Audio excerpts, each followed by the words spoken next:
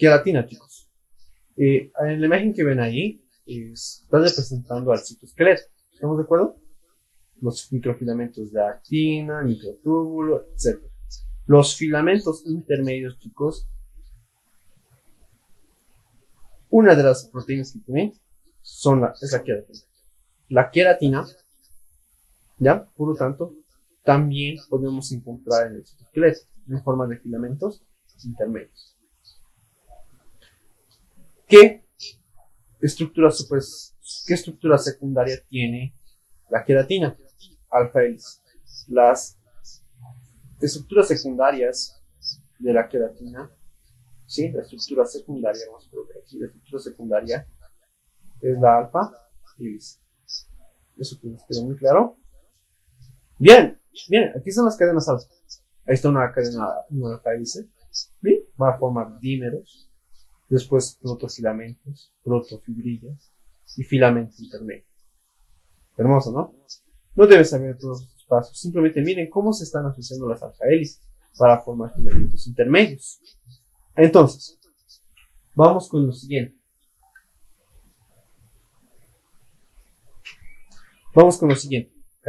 La estructura primaria de un filamento intermedio es la siguiente. ¿Ya? Tiene alaninas, leucina, metionina, valina y fenilalanina. ¿Ya? Esa es la secuencia que se va a repetir, ¿sí? Pero el aminoácido que más se va a presentar en la queratina es la alanina. ¿Ya? Es el aminoácido más abundante en la queratina, ¿sí? Si les preguntan cuál es el aminoácido más abundante en la queratina, es la alanina. ¿Ya? Su estructura secundaria, como habíamos visto, es alfa hélice. ¿Cómo es la estructura terciaria? Tiene espiral de bobina, ¿ya? Es decir, son dos alfa hélices. Este dímero que ven aquí se le llama espiral de bobina. Dos alfa hélices. Eso es pregunta también. Recuerden que después se forma protofilamento, protofibrilla, todo lo que habíamos dicho. Pero al final, filamento intermedio. Esa es la estructura terciaria.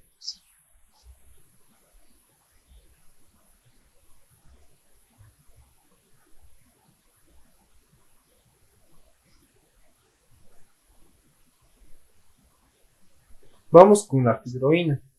La fibroína, chicos, antes. La queratina, por si acaso, además de que forma los filamentos intermedios, como hemos visto, está presente en el cabello y uñas. ¿Sí? No se olviden, la proteína de los cabellos y uñas es la queratina. ¿Ya? Proteína de las telarañas o de la seda se le llama fibroína. La fibroína es la proteína de telarañas, ¿ya? Y de la seda. ¿Sí? ¿Cuál es su secuencia, su estructura primaria? Hemos dicho que la estructura primaria de una proteína es una secuencia de aminoácidos. Chicos, cada dos aminoácidos es glicina, ¿ya? Y esta es la secuencia que se repite siempre, ¿ya? N veces. Es decir, el 50% de los aminoácidos de la fibroína es glicina. ¿Cómo era en el colágeno, chicos? Un tercio, ¿no ve? Un tercio más o menos es 33.33% de los aminoácidos del colágeno es glicina. Y el 50% por lo menos en la fibroína es glicina, en la fibroína. Y en el colágeno es un tercio, es decir, 33.33%. Esto les va a fascinar. Miren esta imagen de aquí.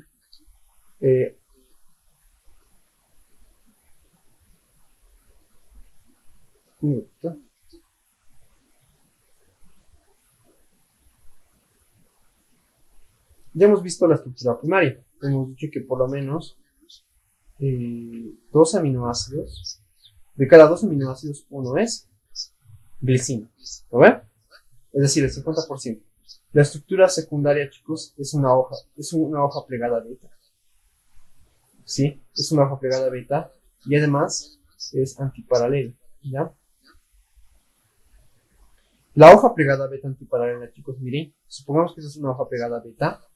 De un lado son siempre glicinas, Y hemos dicho que el 50% es glicina, ¿no ves? Y del otro lado, ya es alanina o serina. Alanina o serina. ¿Lo ves? Pero de una cara siempre es glicina y de otro lado es alanina o serina. Es lo que esta imagen ejemplifica. Miren, de este lado son puras glicinas, miren. Y de los lados contrarios son las alaninas o serinas. Esta interacción es muy importante y es muy fuerte entre las glicinas, alaninas y serinas. ¿Sí?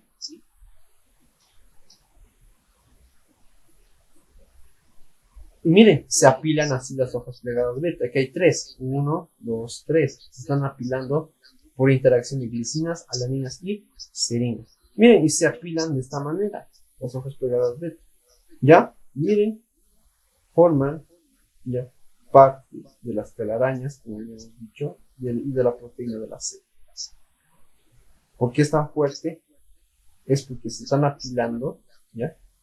Caras similares, es decir, glicinas con glicinas o alaninas con serinas. ¿Sí? Haciendo un sumario, ¿qué es lo que pasa? Que cada dos aminoácidos en la fibroína es glicina. Es una hoja plegada beta. Bien, o sea, la estructura secundaria de la fibroína principalmente es hoja plegada beta antiparalela. Miren que aquí están las hojas plegadas beta. ¿Por qué es antiparalela? Porque las flechas están en lados contrarios. También tienen alfa hélices, ¿ya? Pero, o sea, miren que las alfa hélices pues, son menores en cantidad en relación a esto, ¿no? La hoja plegada beta. La estructura terciaria forman nanocristales, ¿sí? Y estos se asocian, forman fibrillas, fibroínas. ¿Por qué cristales? No sé si han visto la anterior imagen. Se apilaban, ¿no? Las hojas pegadas beta. Eso van a formar nanocristales primero, luego fibrillas, ¿ya? Después, seda, la seda, ¿ya? Bien. Vamos con proteínas globulares. Vamos con diferencias. La mioglobina, ¿dónde se encuentra? La mioglobina se encuentra principalmente en músculos. ¿Sí? Y la hemoglobina se encuentra en eritrocitos. Eso es lo que está fácil. ¿Cuántos hemos tiene? La mioglobina tiene un hemo. La hemoglobina tiene 4 hemos. ¿De qué proteínas están hechas? Globinas. En este caso, la mioglobina tiene una globina. Y la hemoglobina tiene 4 globinas. Recuerden que de las 4 globinas hay alfas y hay betas, ¿no ves? Tiene 2 alfas y 2 betas. Si les preguntan cuántos aminoácidos tiene una globina alfa, 141 aminoácidos. Y el beta, 146 aminoácidos. No vale la pena saberlo, pero el doctor Pérez en este caso puede preguntar, ¿ya? 141 y 146. Respectivamente. Alfa y beta. Bien, ¿qué función tienen? La hemoglobina obviamente transporta oxígeno en sangre. Eso está súper. Pero en la hemoglobina, ¿qué función tendrá? O sea, también se une a oxígeno ese hemo. Pero en este caso va a transportar oxígeno a las mitocondrias del músculo. ¿Sí? Va a transportar oxígeno al músculo. Es decir, solamente se une al oxígeno y va a transportar oxígeno cuando el músculo lo necesite. ¿Sí? Durante un ejercicio. ¿Sí? Pero generalmente su función es de almacenamiento. ¿Sí? Se almacena ahí el oxígeno hasta que el músculo lo necesite. Bien. Esta molécula que ven aquí es el hemo. Si les preguntan qué son estas cosas, se les llama anillos de pirrol. Si les preguntan cuántos anillos de pirrol tiene un hemo, porque todo esto es un hemo, ¿sí? Se le llama anillos de protoporfirina. Tiene 4 anillos se llaman, ¿sí? Y están unidos por puentes. Estos puentes se les llama puentes de metanilo. Vamos a ver en su capítulo respectivo, ¿ya? Pero ahí está. ¿Ya que se unen? A hierro. Ahora vamos un poco con cosas interesantes. Chicos, cuando la hemoglobina se une al oxígeno, se le llama oxihemoglobina, por si acaso. Cuando la hemoglobina se une al oxígeno, oxihemoglobina. Cuando la hemoglobina se une al dióxido de carbono, se llama carbaminohemoglobina. ¿Cómo se llama la hemoglobina que se une al monóxido de carbono? Con monóxido de carbono me refiero, chicos, al humo que sale del escape de los autos, de incendios. Ya, ese tipo de humo es rico en CO2. Cuando lo inhalamos, pasa a los alvéolos y puede unirse a nuestra hemoglobina con mucha más afinidad que el oxígeno. Es por eso que nos podemos intoxicar si estamos en un incendio, ya en una quema, y obviamente si es un lugar muy cerrado, ¿ya? Y esas condiciones le llevan a la formación de la hemoglobina con el monóxido de carbono. En ese caso se llama carboxi, no es carbamino, pero es carboxihemoglobina. ¿Ya? Cuando la hemoglobina está unida al cianuro, ¿en qué casos puede estar unido al cianuro? Igual, los escapes de los autos, el humo de los escapes en incendios, ¿ya? Especialmente de la quema de madera. Cianohemoglobina. Bien, no se olviden de esa terminología. Creo que es todo. ¿De dónde viene el hemo? Viene del ciclo de Krebs. Hermoso, ¿no? Chicos, ¿recuerdan que en el ciclo de Krebs había un metabolito que se llamaba succinil-CoA? El succinil-CoA, ¿no? Ustedes deben saber el tema ya del ciclo de Krebs. Hay un paso que dice succinil-CoA. Este succinil-CoA se va a unir con un aminoácido que ustedes conocen. Y hemos visto en la clase de aminoácidos. Cuando la glicina se asocia con el succinil-CoA, va a iniciar la síntesis de hemo. Por si acaso, va a iniciar la síntesis de hemo. Bien, si les preguntan, ¿cuál es la curva, ya? ¿Cuál es la curva que van a elicitar, bueno, que van a representar en una curva de disociación de hemoglobina? Es decir, me explico. La hemoglobina y la mioglobina van a tener diferentes curvas en esta curva de disociación de la hemoglobina. Muchas redundancias, ¿no? Pero tienen diferentes curvas. Y esto me lleva a lo siguiente. ¿Cuál de los dos tiene cooperatividad al unirse el oxígeno? Hemoglobina. La hemoglobina, chicos, tiene cooperatividad. Cooperación. Hay cooperación en la unión del oxígeno ahí. Pero aquí no hay cooperación. No hay cooperación. ¿Por qué será? Porque solamente la hemoglobina solamente tiene una globina. Por lo tanto, ¿con quién va a cooperar al unirse el oxígeno? Solamente hay una globina, está solita, ¿ya? Pero hay 4 globinas en la hemoglobina. Es decir, sí hay cooperatividad. ¿Qué es la cooperatividad? Aquí tenemos globinas. Y cuando se une un oxígeno, recuérdense que cada uno tiene un hemo, ¿no ve? Aquí hay un hemo, aquí hay un hemo, aquí hay un hemo, aquí hay un hemo. Y cada hemo se puede unir a un oxígeno, ¿estamos de acuerdo? Cuando el oxígeno se une a uno, ¿ya? Va a inducir al otro a que se une. Otro oxígeno. Ya, ahora son 2. Y ahora estos 2 están induciendo a este tercero. Es decir, va a aumentar su afinidad por el oxígeno. Y al final estos 3 a esta última globina. A esta última. Amigos, están cooperando porque cada uno al unirse el oxígeno está induciendo, está estimulando a la otra globina para que tenga más afinidad al oxígeno. Eso es cooperación. Y la cooperación no puede ocurrir en la mioglobina porque solamente hay una globina. Y por lo tanto,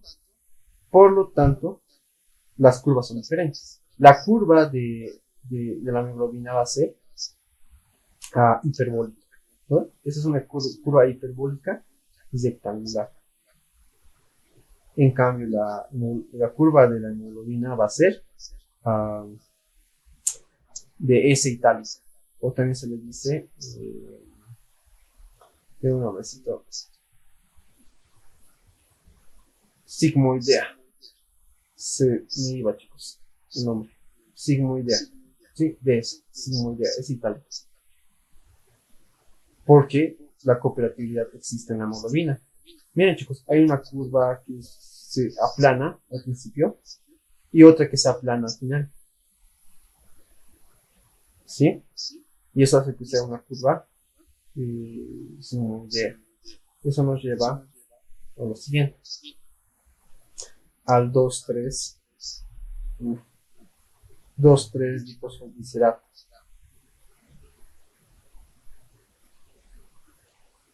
Bien. Estoy seguro que más de una persona memorizó la glicólisis. Y miren, va así más o menos. Lo vamos a tratar de resumir. Recuérdense que la glucosa al entrar a las células, ¿en qué se convierte, chicos? Glucosa 6-fosfato, ¿no ven? Y ese se convertía en fructosa 6-fosfato, después, etcétera, ¿no? Y al final teníamos una serie de pasos, ya que no vamos a mencionar, y al final teníamos lo mismo, creo, fructosa 1,6-bifosfato, ya, y este se separaba, ¿no, chicos? En dos, dihidroxiacetona-fosfato y gliceraldehído 3-fosfato. ¿Sí? El gliceraldehído 3-fosfato, chicos, se convertía en 1,3-bifosfoglicerato. Después 3-fosfoglicerato, etc. ¿A ver? Hasta que se convertía en piruvato. Esa era la glicólisis, ¿no ven? Obviamente nos falta pasos, pero lo que debemos saber es lo siguiente. ¿De dónde viene el 2,3-difosfoglicerato? ¿Y por qué estoy hablando de 2,3-difosfoglicerato? ¿Ya? Pero primero, ¿de dónde viene?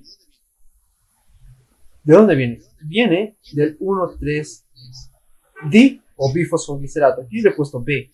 Su otro nombre, por si acaso, es 2,3-bifosfoglicerato. Puede estar con B o puede estar con D. Lo mismo, di o bi. ¿Ya? Este se va a convertir en 2,3-bifosfoglicerato. Y este se puede convertir en 3-fosfoglicerato.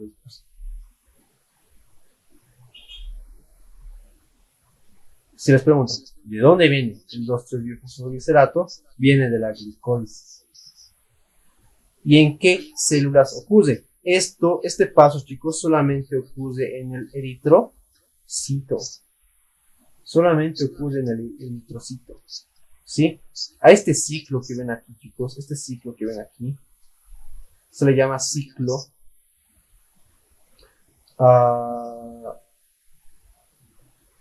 tiene un nombrecito, ciclo de Rocky. No recuerdo, es uno con R de ciclo de tiene un nombre, ¿ya? Sí, no recuerdo. Es un nombre súper raro, ¿ya? No, ni idea. Bien, entonces, ¿de dónde viene? De la glicólisis. Y solamente ocurre en el eritrocito, no lo olviden. ¿Y para qué sirve? El 2,3-bifosfoglicerato sirve, chicos, para disminuir la afinidad del oxígeno en la hemoglobina. Vamos a analizar la estructura. Siempre, bueno, les fomento analizar las estructuras, chicos, porque siento que pueden aplicar todo lo que les he enseñado, o sea, respecto a polaridad. Y si entienden esto, es un plus, obviamente, porque pueden memorizar muchas cosas. Pueden memorizar cosas que, o sea, no las han asociado o no las han entendido, y o sea, perfecto.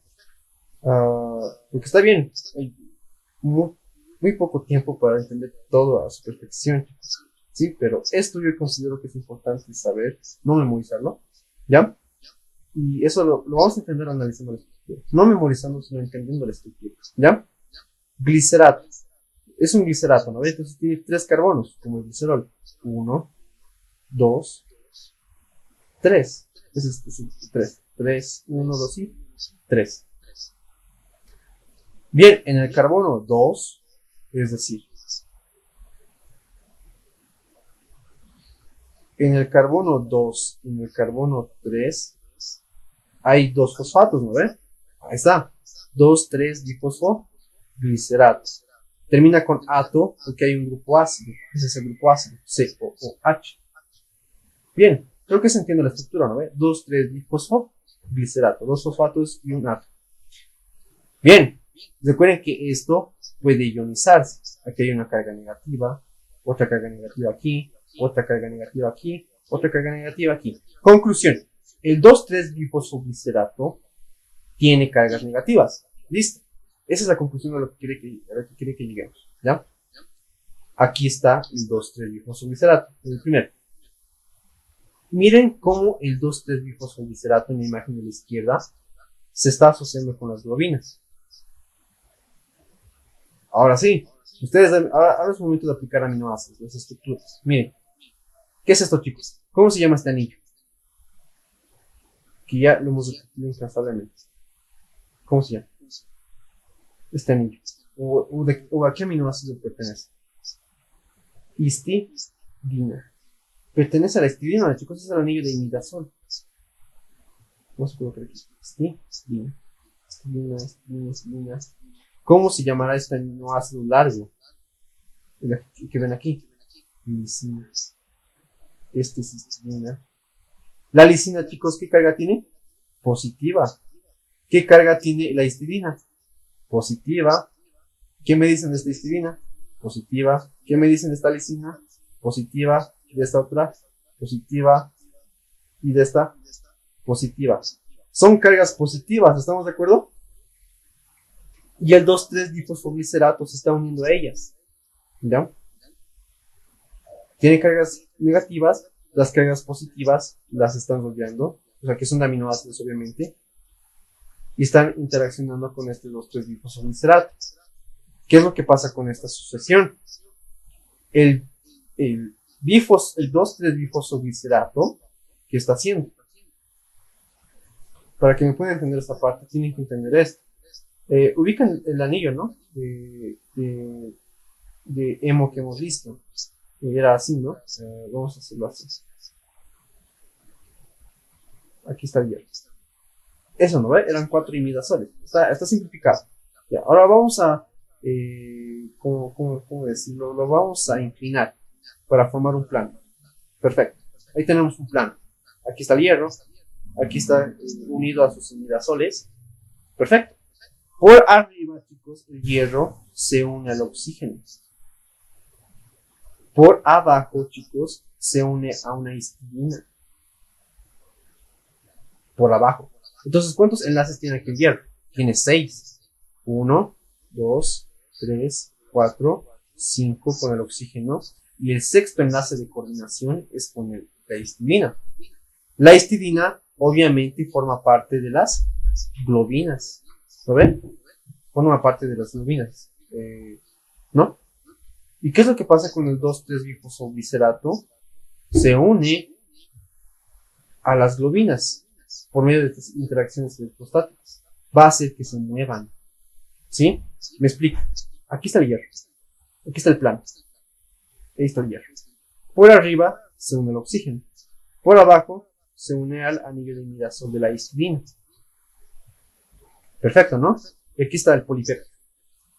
El 2,3-glifosfoglicerato va a hacer que el hierro descienda. ¿Me explico? Aquí. ¿Qué vamos a hacer? No tengo espacio. El hierro. Ahí está el plano. Por arriba se une el oxígeno. Por abajo la histidina. ¿Lo ven? Y esto está unido a un polipéptido, obviamente. Cuando se une el 2,3-glifosfoglicerato a las globinas, ¿qué va a causar?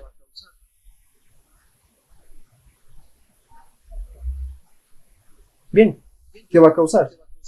Que el hierro baje del plano. ¿Lo han visto? Aquí está al nivel. Aquí está al nivel. Pero ahora ha bajado. Está más abajito del plano, ¿no ven? ¿Se podrá unir al oxígeno ahora? No. Ya no hay un enlace que los una. No hay. ¿Por qué? La histidina se ha movido más hacia abajo. ¿Por qué? Porque el 2,3-glifosfoglicerato ha provocado que las globinas se tensen, se pongan tensas, y ha bajado el hierro de su plano, y por lo tanto no se va a unir al oxígeno, porque el hierro descendió de su plano, porque se puso más tensas, se pusieron más tensas las globinas, ¿sí? Porque aquí, chicos, están relajadas las globinas, pero aquí están tensas. Y el hierro baja de su plano. Globinas tensas porque el glifosoglicerato ha cambiado su transformación, las ha puesto tensas. ¿Ya? Eso. Por lo tanto, chicos, ¿dónde hay más afinidad? ¿En la forma relajada o en la tensa al oxígeno? La afinidad al oxígeno en la relajada es obviamente mayor y la afinidad del oxígeno al hierro en la tensa disminuye. Por lo tanto, ¿en qué vamos a concluir? Que el 2,3-glifosoglicerato disminuye la afinidad del hierro, del hemo, de la hemoglobina con el oxígeno. Disminuye su afinidad porque lo ha bajado de su plano. ¿Sí? Hijo de su madre, 2,3-glifosoglicerato, porque es lo que hace, ¿ya? Todo por estas interacciones electrostáticas. Bien, curva de disociación del oxígeno, chicos. Curva de disociación. Con esto terminamos. Esto les va a encantar. Ya. Chicos, ¿ven la curva azul? Esa es la curva normal. ¿Ya? ¿Qué es la P50? Y esto tienen que memorizar. La P50, chicos, es la presión, ¿ya? Es la presión de oxígeno arterial. Es la presión de oxígeno arterial que satura el 50% de la hemoglobina. Listo. Creo que se tiene la definición, ¿no? Es la presión arterial de oxígeno que satura el 50% de la hemoglobina. Es esto de aquí. Y la curva normal es la azul. ¿Qué pasa cuando se va hacia la derecha? O sea, la curva se desplaza hacia la derecha. ¿Qué pasa si la curva se va hacia la izquierda? Vamos a interpretar. Chicos, si se va hacia la derecha, significa que está disminuyendo la afinidad del oxígeno por la hemoglobina. ¿Por qué? Chicos, ¿qué pasa si nos vamos de este punto a este punto? Vamos a interpretar. Bien, está pasando de más o menos de unos 26, ¿ya? A 40. ¿Por qué? Su P50, chicos, antes, miren, su P50, ¿cuánto era? 26. Pero ahora su P50 ahora es 40. Es decir, tiene que haber más presión, atención, tiene que haber más presión arterial de oxígeno para saturar el 50% de hemoglobina. Es lógico que si necesitamos más presión, chicos, es porque está disminuyendo la afinidad del oxígeno, la afinidad de la hemoglobina por el oxígeno. Porque si no, no necesitaríamos más presión. ¿Me entienden? Necesitamos más presión de 26 a 40 porque la afinidad de la hemoglobina por el oxígeno ha disminuido. Y me avisan en el chat si se entendió, chicos. Ya, esta parte es importante que lo entiendan. ¿No hay dudas de por qué disminuye la afinidad del oxígeno? ¿Por qué ha pasado de 26 a 40? No me molestas repetir, chicos. Me avisan nomás. ¿Ya? Chicos, ¿qué pasa si vamos de la curva azul, ¿sí?, a la izquierda? La curva de disociación se va hacia la izquierda. ¿Qué significa? Que de 26 estamos yendo a 19. De 26 a 19. ¿Necesitamos más o menor presión, chicos, para conseguir la P50? Necesitamos menor presión. Hemos pasado de 26 a 19. ¿Qué significa? Ok, nuestro cuerpo ya no necesita 26, sino necesita 19. Menos presión arterial de oxígeno. ¿Qué ha pasado? Obviamente hay un aumento en la afinidad del oxígeno por la hemoglobina. Un aumento en la afinidad. Y eso se traduce en que necesitamos menos presión.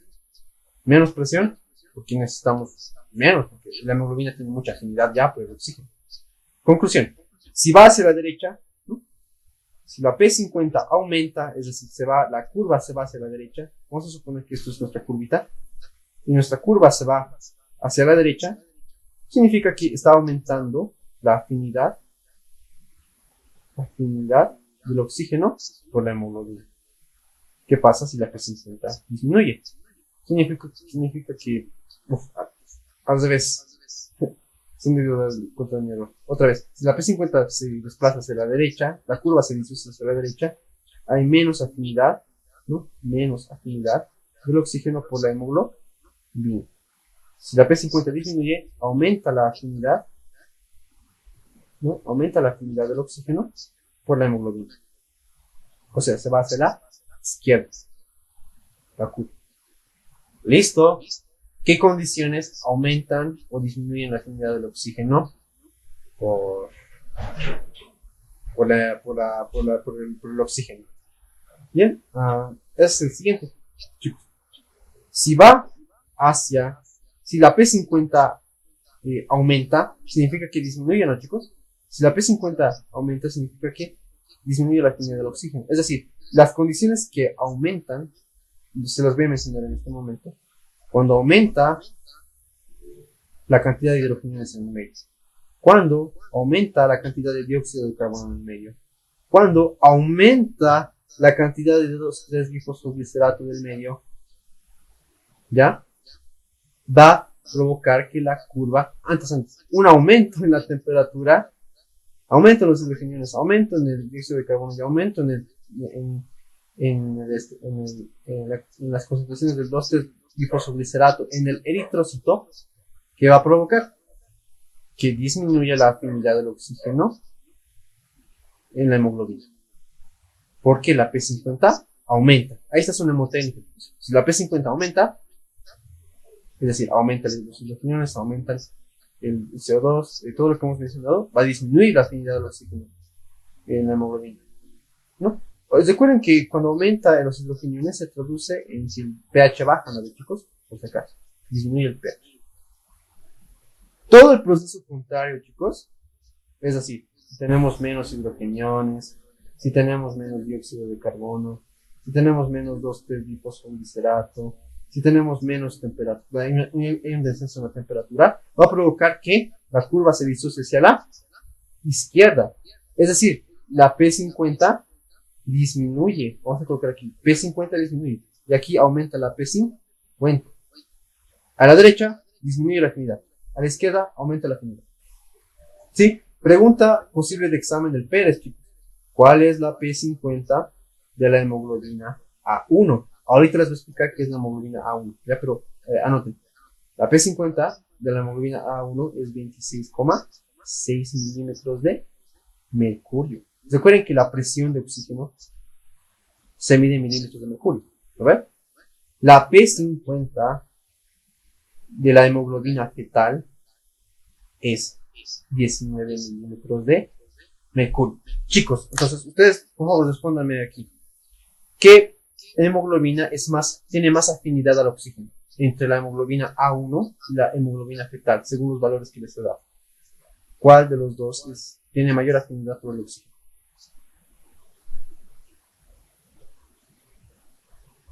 Si no me respondes, estoy perdido. No lo he hecho bien.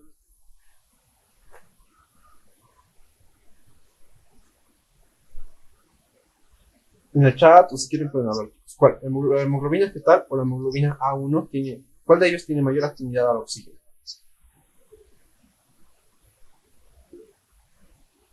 Exacto. La hemoglobina fetal. Porque su P50 es menor. ¿Verdad? Y eso es necesario para los recién nacidos porque recién se están adaptando a las condiciones a las condiciones báricas de la vida extrauterina, ¿ya? Y durante la vida intrauterina también, ¿sí? Porque recuerden que la circulación placentaria lleva oxígeno al feto y el feto tiene que captar ese oxígeno de esa barrera gruesa, ¿ya? Por lo tanto, Es casi como les explico. Es muy necesario que tengan esta hemoglobina fetal, ¿sí? Es muy sabio que sinteticen esta hemoglobina fetal, ¿ya? Les voy a explicar cuál es la diferencia con la hemoglobina fetal.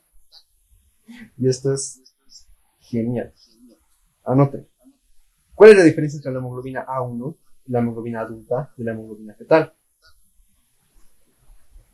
Aquí está. La hemoglobina fetal, HbF, no tiene estos aminoácidos.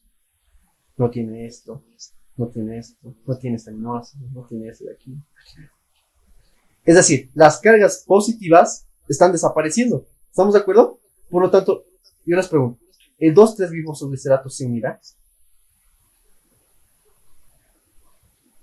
No se va a unir.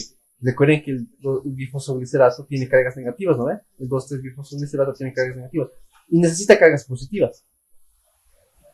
No hay cargas positivas porque la hemoglobina fetal no tiene esos aminoácidos que le dan las cargas positivas a las globinas. Entonces, chicos, ¿se podrá unir el 2,3-bifosfoglicerato? No se va a poder unir. Por lo tanto, va a provocar este descenso del plano de la... no, vamos a separar, ¿no? Estos dos planos. ¿Qué pasará? Recuerden que el 2,3-bifosfoglicerato hacía que el hierro disminuyera, descendiera de su plano, ¿no ve? Y esto provocaba que no se uniera al oxígeno. Pero ahora el 2,3-bifosfoglicerato no se va a poder unir. Si no se une, chicos, provocará el descenso del oxígeno, o del hierro. No va a provocar el descenso del hierro. Por lo tanto, el hierro se va a quedar en su planito y se va a unir al oxígeno. Es decir, el 2,3-bifosfoglicerato no tiene ningún efecto en la hemoglobina fetal. Por lo tanto, la hemoglobina fetal tiene mayor afinidad al oxígeno porque tiene menor afinidad al 2,3-bifosfoglicerato. Conclusión, para que no nos confundamos. Hemoglobina A1, hemoglobina fetal. La hemoglobina A1, creo que es necesario que nos vayamos a otro diapo. Sí, aquí, ya estamos terminando. La hemoglobina A1, que es la adulta, y es la que tú, yo, ustedes, tienen en mayor proporción ahorita en sus eritrocitos, en un 97%. ¿Ya? Hay otra hemoglobina, que es la adulta del tipo 2. ¿Sí? Esta está en una concentración de 2,5%. El resto, chicos, la hemoglobina fetal, ¿ya? El 0,5%, es lo que resta, ¿ya? Y obviamente está en una pequeña concentración. Es lo que nosotros en este momento tenemos. ¿Sí? Ahí está. No se olviden. A1, A2 y fetal. Ahora, la A1, chicos, la hemoglobina A1 tiene menor afinidad por el oxígeno en comparación con la hemoglobina fetal, que tiene, o sea, a comparación, la hemoglobina fetal tiene una menor P50, ¿no ve? Por lo tanto, su afinidad es alta en comparación a la A1. Súper. La hemoglobina A1 tiene menor afinidad al oxígeno porque tiene mayor afinidad al 2,3-bifosfoglicerato. Y la hemoglobina fetal tiene mayor afinidad al oxígeno porque tiene menor afinidad al 2,3-bifosfoglicerato. ¿Sí? Espero no les haya confundido. Aquí todo se traduce en esto. Porque el 2,3-bifosfoglicerato, chicos, ¿qué es lo que causaba? Si aumentaba, chicos, el 2,3-bifosfoglicerato, provocaba que la curva vaya hacia la derecha, ¿no ve? Que aumentara la P50. Por lo tanto, disminuyera la afinidad del oxígeno. ¿No es cierto? En cambio, si tiene menor afinidad, cierta hemoglobina como la fetal, eso se traduce en mayor afinidad, ¿no? Y la explicación complicada es esta de aquí, el descenso del plano del hierro, ¿no? Del hierro de su plano. Y esas interacciones ¿ya? Bien, mnemotécnico. Van a imaginarse a un Santa gordo. Siempre lo hemos asociado así, ¿no? Un Santa gordo, ¿ya? Imagínense un Santa gordo y un Santa Claus God, ¿ya? Ese va a ser nuestro nombre técnico para esta imagen aquí. En inglés sería más o menos así. A Fat Santa Claus. A Fat Santa Claus. Fat es gordo, ¿no ve? Entonces, decimos A Fat Santa Claus. Eso va a representar hemoglobinas. A de hemoglobina A1, la F de hemoglobina fetal, la S de hemoglobina S y la C de hemoglobina C. No hay tiempo, chicos. Quisiera explicarles sobre estas hemoglobinas, la hemoglobina S y la hemoglobina C. Tal vez les explique la S, ¿ya? Pero ya sabemos cuáles son las restantes, ¿no? Ya sabemos cuáles son, bueno, o qué representan la hemoglobina A1 y la hemoglobina fetal. ¿Por qué les digo que se memoricen esto? A Fat Santa Claus. Es porque en una electroforesis de proteínas, les voy a explicar así someramente qué es electroforesis. Es la separación electroquímica, ¿ya? Es la separación electroquímica de proteínas mediante un gel. Y obviamente este plano bidimensional no nos ayuda mucho, ¿ya? Les voy a mostrar un video cuando sea el momento de cómo se hace una electroforesis. Es un gel donde se colocan las proteínas purificadas y estas van a migrar, ¿ya? Y estas migran, atención, y estas migran en polos, ¿sí? Aquí hay un polo negativo y aquí un polo positivo, ¿ya? Ánodo, cátodo, respectivamente. Y por lo tanto, todo aquí va a haber bueno, en esto va a haber un campo de energía, se va a generar, ¿sí? Por una máquina. Y por lo tanto, las proteínas tienen diferentes cargas, ¿no, chicos? Entonces van a migrar según sus características físico-químicas, ¿ya? Bien. Y aquí está el mnemotécnico. A, Fat, Santa, Claus. Porque eso va a representar nuestro mnemotécnico. Nuestro mnemotécnico va a representar el orden de migración. ¿Quién migra más lejos? La A. ¿Cuál es la hemoglobina que migra? ¿Cuál es la segunda hemoglobina que migra más lejos? La fetal. Después la hemoglobina S, por ejemplo, es la hemoglobina falciforme. De la anemia falciforme, pues algunos conocen esa enfermedad. Y la C es la hemoglobina de una talasemia, de una que se llama alfa-talasemia. ¿Ya? Y les voy a explicar después. ¿Sí? Perdón, no es alfa-talasemia. Es la enfermedad de la hemoglobina C, nada más, por supuesto. Es la enfermedad de la hemoglobina C. Me estoy confundiendo. Bien. Porque hay otra hemoglobina, que es la hemoglobina H. Que sí es de una alfa-talasemia. Y van a revisar justamente el doctor Pérez habla de esto. ¿Ya? Súper. Bien, terminamos con esta imagen. Preguntas aquí, chicos, por si acaso. Les pueden preguntar, ¿cuál es la tercera hemoglobina que migra más lejos? La S, ¿no? Por eso les di el mnemotécnico. A Fat Santa Claus. ¿Sí? Bien.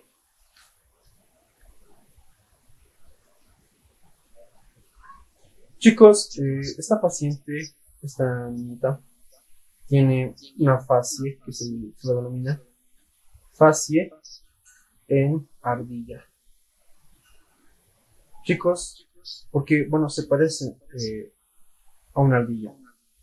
¿Estamos de acuerdo? Por eso se le dice así, facie en ardilla. Es porque tiene un aumento, un crecimiento óseo. No es que sea un crecimiento óseo, sino un crecimiento de médula ósea en los huesos del rostro, especialmente del maxilar superior, ya, de la frente. No sé si están viendo que la frente se está como que pronunciando, hay un pronunciamiento, una elevación, engrosamiento, vamos a decir, y también del maxilar superior. ¿Sí? ¿Por qué ocurre esto? ¿Y por qué lo estoy trayendo hoy? Porque es parte del tema, ¿ya? Y la hemoglobina, se asocia con la hemoglobina. Recuerden que hay dos alfas globinas y 2 betas. Ahora esto es hermoso. Mucha atención. El alfa proviene de un cromosoma, ¿ya? Que se llama cromosoma M. Estas 2 alfas, de hecho, provienen de los. Y estos 2 betas provienen de un cromosoma, que se llama cromosoma 16. ¿Ya? Esa es pregunta que los puede hacer el doctor Pérez también. ¿De qué cromosoma provienen las globinas alfa? 11. ¿De qué cromosoma provienen los beta? 16. Y esto es muy importante. Chicos, si hay un defecto, atención, X de defecto, en las globinas beta, se le llama defectos en los genes, por si acaso genes de las globinas beta, se les llama beta talasemias. Si hay un defecto en los genes de las globinas alfa talasemias. ¿Se entiende, no? Creo que se entiende. Estos pacientes tienen anemia porque no tienen buenas globinas. Si no tienen buenas globinas, sus hemos no pueden asociarse bien a las globinas, por lo tanto no pueden transportar efectivamente el oxígeno. ¿Estamos de acuerdo? Beta talasemia. Esta paciente tiene beta talasemia. Un subtipo que se llama beta talasemia mayor. En fin. ¿Pero por qué? Ahora vamos a ver por qué tiene estas fases. Tiene estas fases. Lo voy a explicar en la siguiente diapo. ¿Por qué? Vamos a suponer que aquí tenemos nuestra médula ósea. Ahí. Bien. Globinas beta defectuosas.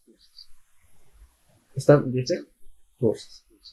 Por lo tanto, en los eritrocitos, en la eritropoiesis, ¿ya? En la formación de eritrocitos, ¿qué es lo que pasa?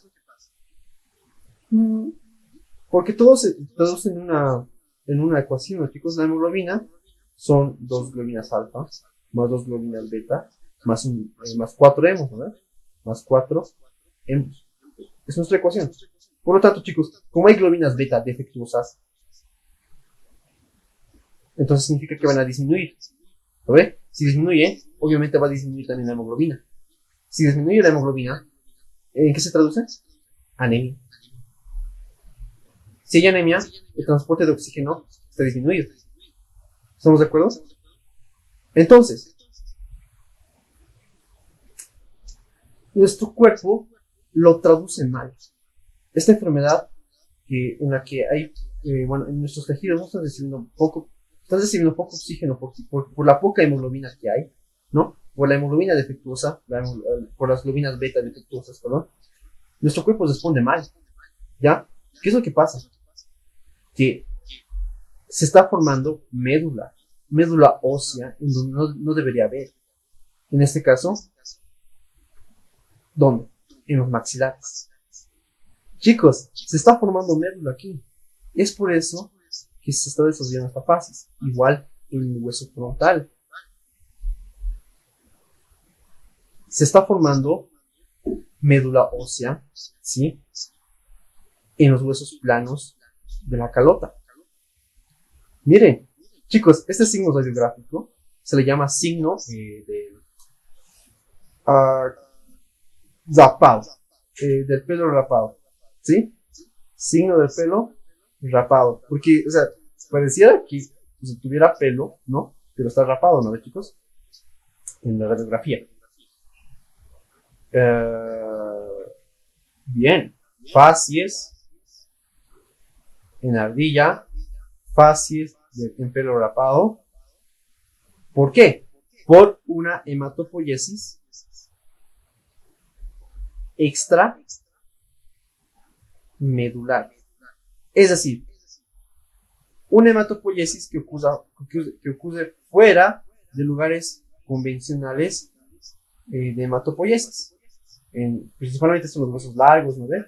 Al principio, luego vas envejeciendo en las costillas, vértebras, ¿no ve? Pero normalmente jamás en los huesos del cráneo o de la cara. Jamás ocurre eso. ¿Por qué pasa esto? Porque nuestro cuerpo traduce mal la enfermedad, menos oxígeno que llega a nuestros tejidos periféricos, por lo tanto dice, estimula a los huesos que haya para que produzca más eritrocitos, ¿sí? Hay una hematopoiesis extra medular en otros huesos donde no debería ser, no debería pasar. Bien, inmunoglobulinas no es parte del dote, pero me hubiera gustado verlo con ustedes. Lo vamos a ver en otra oportunidad. Nos vamos a quedar hasta ahí, chicos. Voy a terminar con lo siguiente. Vamos a terminar con lo siguiente. Quiero una diapositiva que esté blanquita. Aquí vamos a explicar. Bien. Hemos visto proteínas fibrosas, proteínas globulares. Las proteínas fibrosas hemos visto que tienen una función estructural. Hemos visto que las proteínas globulares más bien tienen unas funciones dinámicas, ¿no ve? Como la hemoglobina y la mioglobina, que es almacenar, en el caso de la mioglobina, oxígeno y transportar oxígeno en el caso de la hemoglobina. Fácil, ¿verdad? Ahora, y esto lo van a preguntar sí o sí. Anemia falciforme. La anemia falciforme, chicos, se debe a lo siguiente. Recuerden que aquí tenemos una hemoglobina alfa, aquí beta, aquí otra beta y aquí otra alfa. ¿Lo ven? Súper. Recuerden que aquí tenemos DNA y cada globina, ¿no? En este caso la beta proviene de su respectivo DNA. Recuerden que el cromosoma, ¿de dónde viene el beta, chicos? ¿Cuál era el cromosoma? Cromosoma 16. Y el cromosoma que va a dar lugar al alfa era el 11, ¿no? No se lo digo. ¿Cuántos aminoácidos tiene cada alfa? 141, ¿no ve? Cada beta, 146. En fin. Chicos, si hay una mutación a este nivel de las hemoglobinas betas, no se van a producir buenas betas, ¿no ve? No va a haber buenas globinas betas. ¿Sí? Vamos un poquito más a fondo. Supongamos que este es el extremo amino y este es el extremo carboxilo de la globina beta.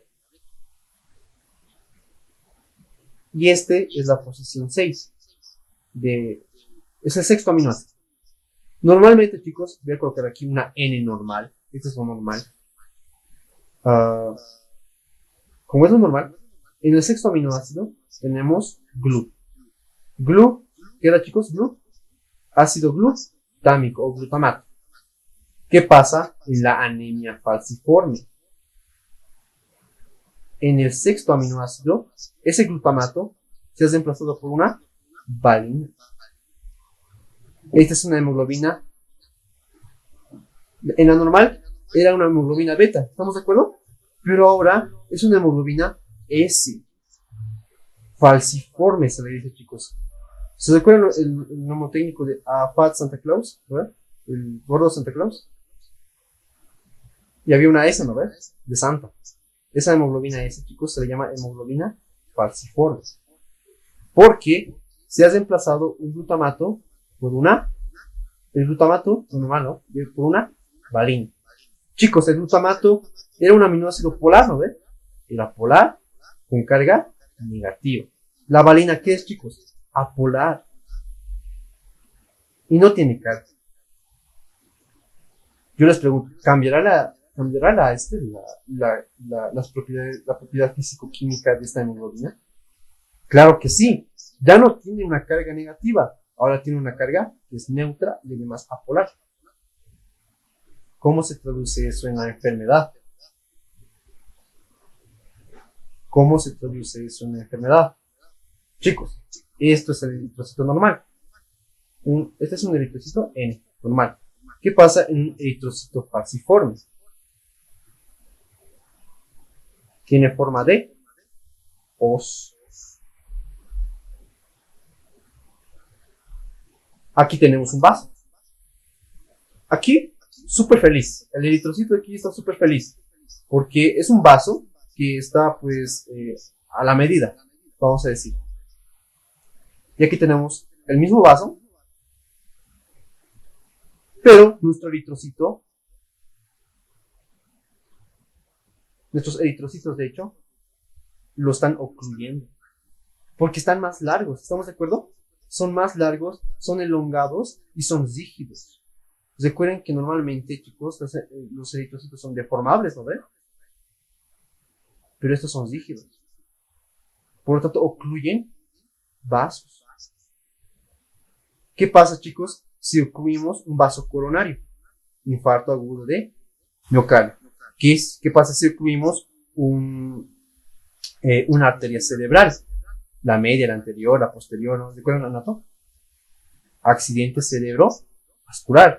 ¿Qué pasa si ocluimos un vaso mesentérico? ¿No? Una angina mesentérica, un infarto de mesenterio. ¿Qué pasa si ocluye la arteria esplénica? Infarto de vaso. El vaso se va a infartar.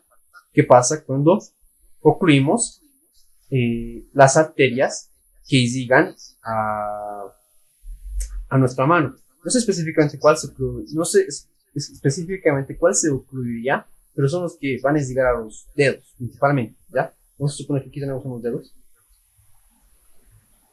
¿Qué pasa si ocluimos esos dedos con estos eritrocitos falciformes? Dedos en salchichas. Me hubiera gustado mostrarles imágenes de esto. Lo voy a hacer la siguiente. Provoca dedos en salchichas. Están bien inflamados. ¿Qué pasa? Creo que eso sería todo. ¿Han visto, chicos, las complicaciones por las cuales los eritrocitos cambian a esta forma de hoz en la anemia falciforme? Son muy graves, ¿no ven? Pero no les he explicado por qué pasa eso.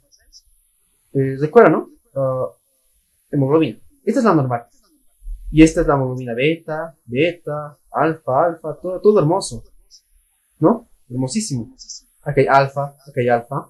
Esta va a ser la hemoglobina falciforme. ¿Verdad? Aquí S. Ya no es beta, ¿no, chicos? Ahora es S, falciforme. ¿No? Esa es la hemoglobina adulta, normal. Y esta es la hemoglobina falciforme. Y esto cambia la estructura de la hemoglobina, chicos. ¿Sí? ¿Qué es lo que pasa?